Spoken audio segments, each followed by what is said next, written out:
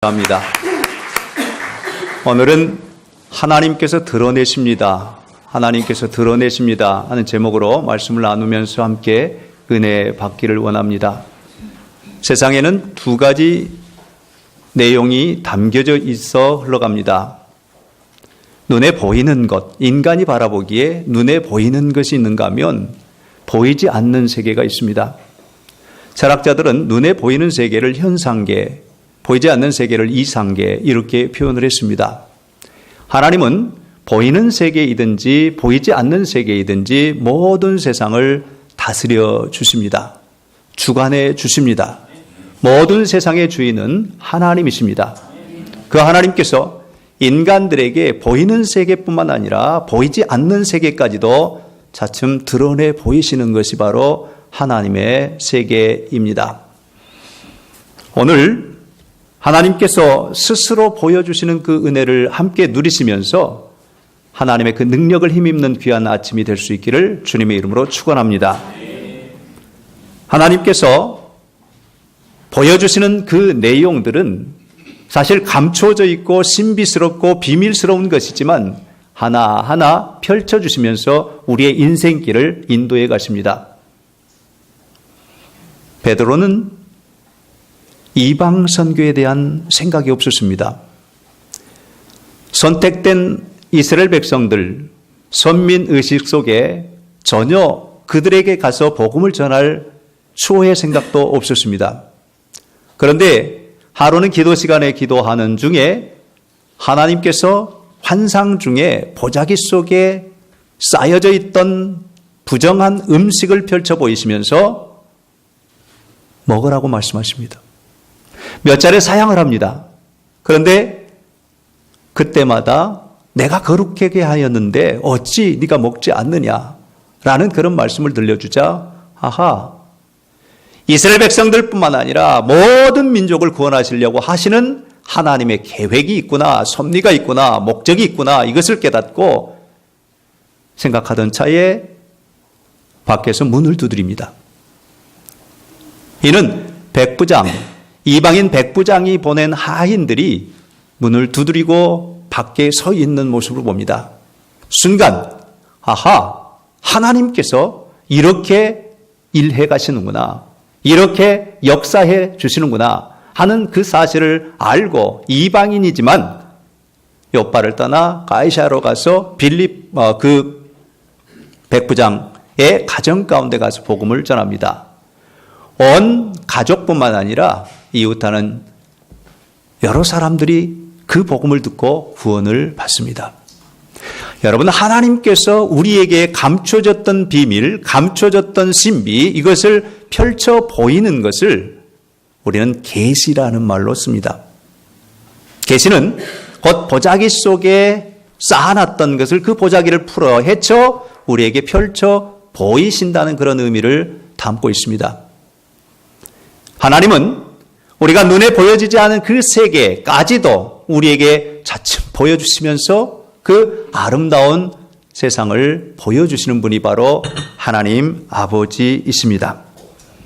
오늘 우리의 삶 가운데 때때로 무엇인가로 막혀있고 갇혀있고 보일 수 없는 그 먹구름과 같은 것으로 우리에게 들어져 있다 할지라도 우리가 믿음으로 나아갈 때 그걸 펼쳐 보이시는 하나님의 능력이 임할 줄로 믿습니다.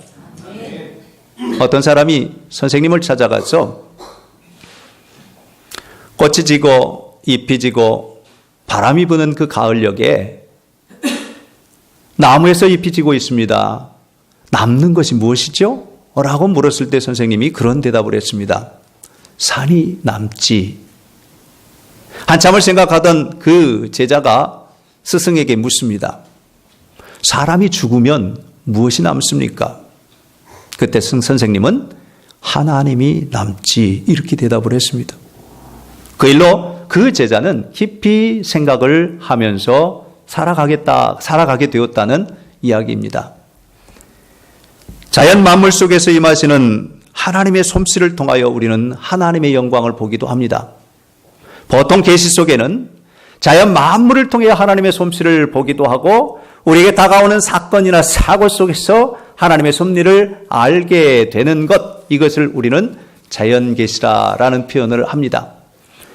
여러분의 삶 속에 하나님의 임재를 경험하면서 행하시는 하나님의 솜씨를 볼 수 있는 그런 은혜를 누리십시다.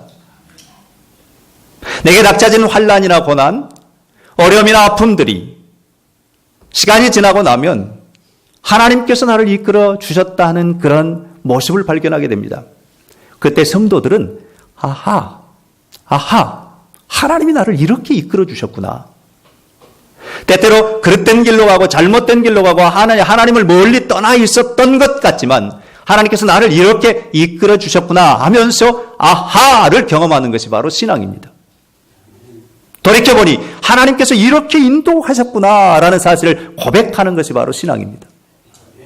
오늘 저와 여러분, 우리의 삶 가운데 우연이 있을 수는 없습니다. 하나님이 우리를 다스려 주십니다. 하나님이 우리를 이끌어 주십니다. 하나님이 우리를 주관하십니다. 하나님께서 저와 여러분을 품어주십니다. 안아주십니다. 감싸주십니다. 인도해 주십니다. 그러므로 우리의 삶 가운데는 모든 일에 하나님을 인정할 줄 알아야 됩니다. 잠언에는 범사에 그를 인정하라. 그리하면 너의 길을 인도하시리라. 매사에 어떤 일이든 좋은 일이든 나쁜 일이든 슬픈 일이든 기쁜 일이든 즐거운 일이든 어려운 일이든 간에 하나님 앞에 내 자신을 맡기면서 이 일을 통하여 하나님께서 그 무엇인가를 나에게 보여주실 것이라는 믿음을 가지고 확신을 가지고 나아갈 때 아하, 그것을 경험하게 됩니다. 하나님의 살아계심을. 그런 은혜가 오늘 예배하는 여러분들 가운데 있어지기를 주님의 이름으로 축복합니다. 두 번째 계시는 특별한 일입니다. 그것은 우리에게 주신 하나님의 말씀입니다. 우리는 하나님을 보여주시는데 무엇을 통해 보여주시냐면 하나님의 말씀을 통해서 우리에게 보여주십니다. 하나님의 말씀은 우리에게 다가오신 예수 그리스도입니다. 요한복음 1장을 읽어보면 태초에 하나님이 천지를 창조하시니라 이 말씀이 계시니라 이 말씀이 하나님과 함께 하셨으니 이 말씀은 곧 하나님이시니라. 태초에 말씀이 계셨고 이 말씀이 하나님이시다. 그런데 그 말씀이 우리 가운데 임하시는데 사람의 옷을 입고 온 예수 그리스도라고 가르쳐 줍니다. 결국 말씀은 바로 예수님이십니다. 하나님께서 천지를 창조하실 때 말씀으로 창조하셨습니다. 하나하나 창조되어가는 그 과정을 오늘 우리에게 다가오신 예수님이 말씀하심으로 그 창조의 역사를 다시 보여주십니다. 어린아이들이 부르는 찬양 속에 예수님이 말씀하시니 물이 변하여 포도주 됐네. 예수님이 말씀하시니 바디모가 눈을 떴다네. 할렐루야. 예수님이 말씀하신 나사로가 살아났다네. 예수님이 말씀하시니 거친 파도가 잔잔해졌네. 할렐루야. 오늘 또 예수님이 말씀하시면 그 말씀이 이루어집니다. 왜냐하면 예수님은 하나님이시기 때문입니다. 오늘 여러분 가운데 이 말씀이 들려지길 원합니다. 곧 예수님으로 다가오는 말씀. 그래서 내 안에 들어오셔서 나에게 능력이 되고 나에게 힘이 되고 나에게 에너지가 되고 나에게 삶의 기쁨과 소망이 되는 그런 은혜를 누릴 수 있기를 주님의 이름으로 축원합니다. 예수님께서 요한복음 11장을 통하여 부활을 말씀하십니다. 나는 부활이요 생명이니 나를 믿는 자는 죽어도 살겠고 살아서 나를 믿는 자는 영원히 죽지 아니하리니 이것을 너희가 믿느냐? 그 후에 죽은 나사로를 부르시면서 사흘 만에 그를 다시 살려내시는 그 일을 보이십니다. 중요한 것은 부활이라고 하는 것은 죽었다가 살아나는 그것만을 의미하지 않습니다. 살아계신 하나님이 그와 함께 하심을 나타냅니다. 오늘 저와 여러분이 부활을 믿는다면 하나님이 여전히 나와 가장 가까운 곳에 계시다는 사실을 확신하는 것이 바로 부활의 신앙입니다.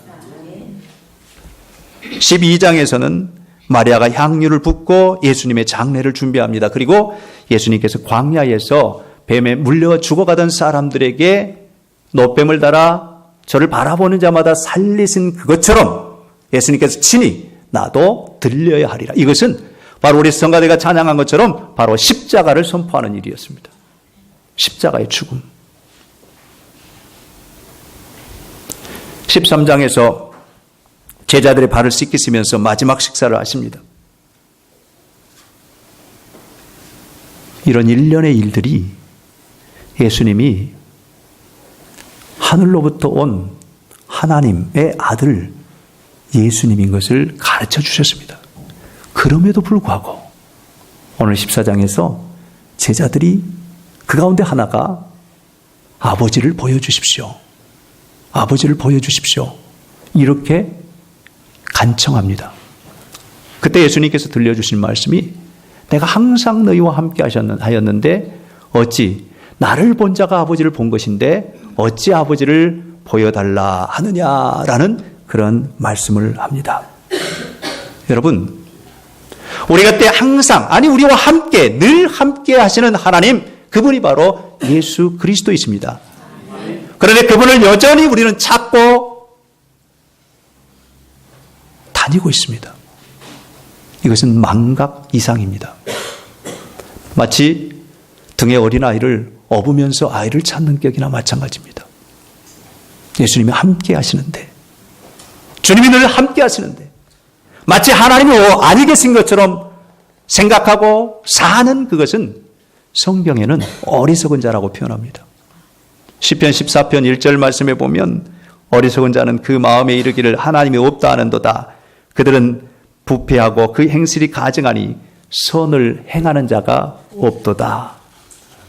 하나님께서 살아계십니다. 하나님 드러내십니다. 우리의 삶 속에 늘 자연 만물을 통해서 사건 사고를 통해서 하나님 말씀을 통해서 우리에게 다가오신 예수 그리스도를 통해서 우리에게 보여주십니다. 드러내주십니다. 우리는 그분을 향하여서 가까이 나아가는 모습과 찬양과 감사로 나아가는 그런 모습이 필요합니다. 사랑하는 성도 여러분, 오늘 주님은 나를 본 자는 아버지를 보았느니라. 이유는 단 한 가지, 아버지와 아들은 하나이기 때문입니다. 사랑하는 성도 여러분, 이 말은 예수님이 하나님이시다는 뜻입니다. 여러분은 아버지 하나님과 예수 그리스도 아들, 그분이 하나인 것을 믿습니까? 그런데 유대인들은 믿지 않았습니다. 받아들이지 않았습니다. 그러기에 예수님을 모함하여 십자가에 못 박혀 죽였습니다. 받아들이지 않았기 때문에. 오늘 다시 한번 묻습니다. 여러분은 예수 그리스도가 하나님이심을 믿습니까? 아멘. 여러분은 믿음 있는 분이십니다. 여러분의 믿음이 여러분을 구원하였고 이제 여러분과 함께 하시는 하나님을 늘 경험할 수 있는 그 복을 누리게 될 줄로 믿습니다. 오늘 주시는 말씀 가운데 10절을 보면 내가 아버지 안에 거하고 아버지는 내 안에 계신 것을 내가 믿지 아니하느냐? 내가 너에게 이르는 말은 스스로 하는 것이 아니라 아버지께서 내 안에 계셔서 그의 일을 하시는 것이라. 아멘. 오늘 이 말씀은 예수님께서 단지 말로만 하는 것이 아니라 그 말씀 가운데 능력이 있음을 분명하게 우리에게 선포합니다. 하나님의 나라는 말에 있지 않고 능력이 있습니다. 오늘 그 능력을 힘입는 저와 여러분이 될 수 있기를 주님의 이름으로 축복합니다. 하나님께서 드러내십니다. 스스로를 드러내십니다. 문제는 내 안에 있습니다. 하나님이 저와 여러분에게 드러내 보이시는데 내가 그분을 만나지 못하고 그분을 보지 못하고 그분을 느끼지 못하고 그분을 경험하지 못하고 그분을 알지 못하는 이유는 바로 나에게 있습니다. 왜요? 하나님과 나 사이를 가로막는 그 무엇이 내 안에 있기 때문에. 이사야 선지자는 하나님께서 주신 말씀을 백성들에게 이렇게 선포합니다. 내 손이 짧아서 너희를 구원치 못함이 아니요 내 귀가 둔하여서 너희를 듣지 못함이 아니라 너희와 나 사이에 죄악이라고 하는 이런 담벼락 때문에 듣지도 못하고 보지도 못한다고 이렇게 선포합니다. 성도 여러분, 하나님께서 그 능력을 드러내셨습니다. 우리가 그 능력을 힘입기 위해서 우리에게 필요한 것은 나를 그분 앞에 드러내셔야 됩니다. 하나님을 바라보는데 가로막고 있는 그 먹구름을 걷어내야 합니다. 그래야 할 때 주님께서 우리에게 비춰준 그 조용한 빛, 신령한 빛, 신비의 빛, 그 빛을 우리가 만날 수가 있습니다. 그 가운데 하나님의 능력이 나타나게 됩니다. 여러분, 예수님께서 세례 받으실 때 하늘문이 열렸잖아요. 그리고 비둘기 같은 성령이 임하였습니다. 하늘의 소리가 있어 이는 내가 기뻐하는 자요 내 사랑하는 아들이라고 선포하십니다. 이제 하나님의 세계는 하늘문을 열는 그 무궁무진한 세계입니다. 우리로 하여금 하나님께서 그것을 경험하도록 우리를 부르십니다. 예수님께서 십자가에 못 박히실 때 어둠이 3시간 동안 누르더니 돌아가시는 그 순간 성소의 휘장이 위로부터 아래로 갈라졌습니다. 그리고 열어 제껴주셨습니다. 오늘 이는 예수 그리스도의 십자가의 능력을 믿고 나아가는 자에게 하나님께로 나아갈 수 있는 길을 열어주셨음을 의미합니다. 할렐루야. 오늘 저와 여러분이 내 자신을 열어 제끼고 내 자신의 앞에 드려져 있는 그 어두운 것들을 걷어내기만 한다면 우리 주님 드러내신 그것을 함께 누릴 수 있게 되는 그 복을 누리게 되는 줄로 믿습니다. 성도 여러분, 내 자신을 하나님 앞에 드러내는 것이 믿음입니다. 하나님 앞에 나와야지요. 하나님께로 가까이 나아가야지요. 그리하면 하나님께서 우리에게 그 영광의 빛을 비춰주실 줄로 믿습니다. 예수님께서 그 길을 열어주셨습니다. 예수님이 십자가를 지심이 바로 하늘문을 열어주시고 그 길을 열어주셔서 우리로 하여금 하나님의 빛을 받아들일 수 있는 그 은총을 내려주심이 우리 안에 있는 모든 죄와 허물을 용서하시는 십자가의 보혈의 능력입니다. 오늘 아침에 우리 다시 한번 예수님의 보혈의 능력을 믿으십시다. 그리고 우리의 죄 씻음을 받았음을 확신하며 나아가십시다. 그러며 담대하게 주님 앞에 나아가십시다. 요한 1서 5장 14절에서 이렇게 우리에게 선포합니다. 그를 향하여 우리가 가진 바 담대함이 이것이니 그의 뜻대로 무엇을 구하면 들으심이라. 그의 뜻은 예수 그리스도 안에 있습니다. 예수 그리스도를 통해서 예수 그리스도와 함께 기도하는 그 모든 기도 가운데 응답이 있음을 우리에게 선포해 줍니다. 오늘 13절 말씀에 너희가 내 이름으로 무엇을 구하든지 내가 행하리니 이는 아버지로 하여금 아들로 말미암아 영광을 받으시게 하려 함이니라. 아멘. 저와 여러분은 하나님의 자녀입니다. 아버지께서 모든 것 열어 제껴 주셨습니다. 그러므로 우리 자신들을 열고 그분에게 나아가시면 그분의 영광이 우리 가운데 가득하고 우리 안에 드러난 그 영광을 통하여 아버지께 영광이 되는 줄로 믿습니다. 그 은혜를 누리십시다. 저 하늘의 태양은 모든 곳에 비추고 있습니다. 그런데 어떤 것은 양지, 어떤 것은 음지로 드리워집니다. 이유가 무엇이겠습니까? 그 태양을 가리는 그 무엇이 있는 곳에는 음지가 되고 가려진 그 무엇이 없는 곳에는 양지가 됩니다. 오늘 하나님의 빛이, 하나님의 조용한 빛이, 하나님의 신령한 빛이, 하나님의 신비의 빛이 오늘 우리 가운데 비추고 있습니다. 그러므로 우리를 열어 제끼십시다. 가려져 있던 그 모든 것을 지워버리십시다. 그리고 하나님께 우리 자신들을 나아가도록 하십시다. 하나님께서 드러내심, 거기에 내 자신을 드러냄, 그것이 만날 때 하나님의 역사, 하나님의 영광, 하나님의 능력이 나타남을 믿으시기를 바랍니다. 성도 여러분, 부활의 능력이 무엇이겠습니까? 부활절을 지난 2주째입니다. 오늘 우리는 부활을 살아야 합니다. 그 부활이 무엇일까요? 예수님께서 십자가에 못 박혀 죽으셨다가 음부에 묻히셨습니다. 어둠 가운데 있었습니다. 그 죽음 가운데 그걸 깨뜨리고 나오심이 다시 살아나심이 부활입니다. 그 부활은 오늘 우리 가운데는 우리가 죄악 가운데 덮여 있고 무거운 중압 가운데 숨겨져 있고 우리의 모든 질병과 모든 상처 가운데 묻혀있던 우리를 펼쳐서 다시 주님 앞에 드러내는 모습이라고 할 수 있습니다. 이 부활의 영광이 오늘 여러분 가운데 충만하기를 주님의 이름으로 축원합니다. 그래서 오늘 부활을 사는 사람들에게 주님은 마지막 14절에 내 이름으로 구하는 모든 것을 주심하고 약속하셨습니다. 그러므로 하나님 자녀된 저와 여러분이 우리 안에 막혀있는 먹구름과 같은 것을 다 걷어 제끼고 이제 주님 안으로, 주님 앞으로 나아가 위에서부터 주시는 그 무궁무진한 신령한 은혜와 복을 누리는 온 성도들이 될 수 있기를 주님의 이름으로 축원합니다. 지금 곳곳에는 꽃들이 만발해 있습니다. 그 아름다움을 하나님께 영광으로 찬양 올리고 있습니다. 한번 상상해 보십시다. 꽃이 그냥 피는 것일까요? 위로부터 주시는 그 태양의 장렬한 빛과 더불어 열과 더불어 땅의 기운으로 솟아오르는 그 모든 봉우리들이 하나하나 피어날 것입니다. 이것을 우리가 이렇게 생각합시다. 하나님께서 나를 위하여 드러내심과 내가 주님 앞에 드러냄이 함께 만나 조화를 이루면서 아름다움을 창조하는 것이라고. 오늘 성도의 삶은 기적을 살아가는 것입니다.